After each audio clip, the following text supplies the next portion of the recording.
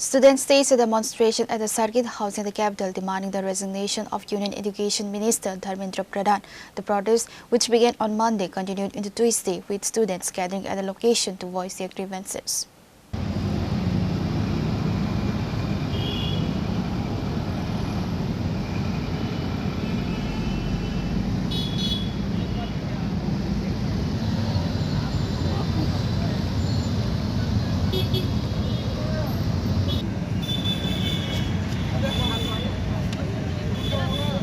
Condemning the Delhi's police removal of activist Sonam Wangchu from Jantar Mantar, agitators demanded greater transparency, accountability and decisive action against corruption in the education sector.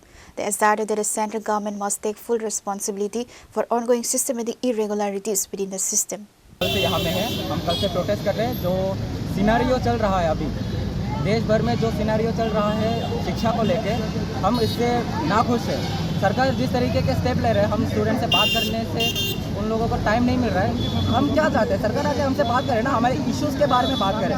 सरकार को क्या problem हो रहा है हमसे? अरे देश के युवा है, देश के छात्र हैं, हमसे बात करने में इन लोगों को प्रॉब्लम हो रहा है।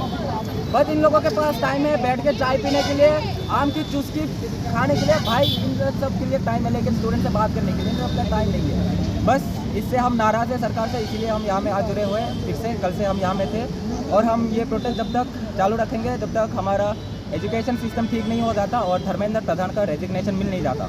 बहुत लोगों ने पूछा है, न्यूज़ ने भी पूछा, ये कौन सा ऑर्गेनाइजेशन हमें फंड प्रोवाइड कर रहा है या कौन से ऑर्गेनाइजेशन हमारे पीछे है। मैं बस एक चीज़ बोलना चाहता हूँ, यहाँ में सारे स्टूडेंट्स हैं जो कि क्लास 9-10 से लेके कुछ कॉलेज के स्टूडेंट्स भी हैं। वो कौन से ऑर्गेनाइजेशन में जुड़े होंगे? मैं एक स्टूडेंट हूँ, आज यहाँ में मैं लीड कर रहा हूँ। इसका ये मतलब थोड़ी ना है कि मैं इन लोगों को इससे पहले जानता था। मैं किसी को नहीं जानता। अगर मेरे बोलने पे इतने सारे बच्चे आते तो मैं तो अभी इलेक्शन लड़ रहा होता। ऐसा नहीं है, मैं इन लोगों को इससे पहले कभी जानता भी नहीं था। मेरे बोलने पे ये नहीं आए हैं, ये अपने मन से आए हैं क्योंकि ये लोग सरकार से नाराज़ है, सिस्टम से नाराज़ है। जब तक ये सिस्टम ठीक नहीं होता हम ऐसे ही ये आंदोलन चालू रखेंगे।